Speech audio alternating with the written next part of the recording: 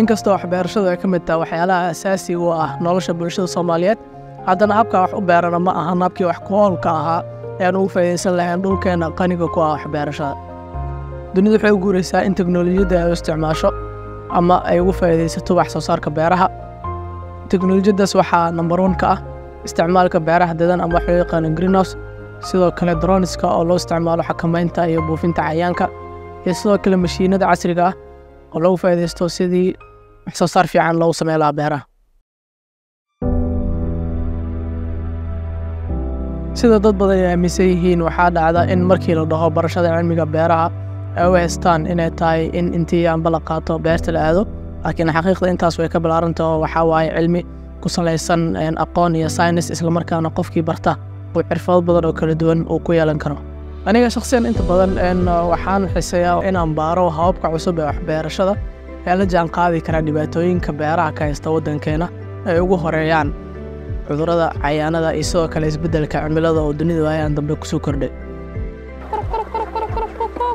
marka lagu soo tago beeraha shayga labaad ee dadkeena Soomaaliyeed ay ku tiirsan yihiin waa dhaqashada xoolaha ayagoo markaas u dhaqdaan qaabkii hore ee qadiimiga ahaa marka caqabadaha ay kala kulmaan nidaamkaasi waxaa ka mid ah in ay u nugul yihiin dhibaatooyinka ka dhashay isbeddelka cimilada sida biyo yarida ay sababto daaqa oo yaraado iyo wax soo saarka oo yaraado waxaasoo dhan waxaa sababa dadkeena Soomaaliyeed inaysan u lahayn aqoon durugsan dhaqashada casriga ee xoolaha si aan ugu gudubno caqabadahaas ay keentay aqoon yarida waxa u baahanahay inaan si sax ah u barano cilmiga xoolaha ayadoo marka ay kaalin muhiim u jirto waddankeena waan sababtaan ku doortay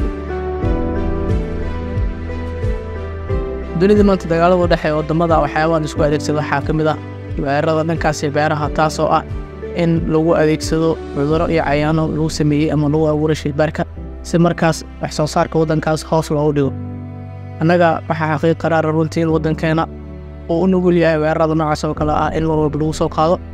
waxaa u baahannahay aqoonyahano badan oo Soomaaliyeed oo barta aqoonta beeraha iyo culumteeda si markaas ay uga hortagaan weerarada noocaas oo kale ah waana taas sababta aan u doortay inaan barto culumta beeraha meesha ugu habboon marka aan u arkay in ariyadaas ku rumayn karo waxay noqotay jaamacadda Zamzam oo hore waddanka u keentay nidaamka beeraha dadan ee greenhouse-ka iyo sidoo kale habka waraabka tafqinta ee drip irrigation-ka oo inta badan hadda waddanka qaybo badan laga isticmaalo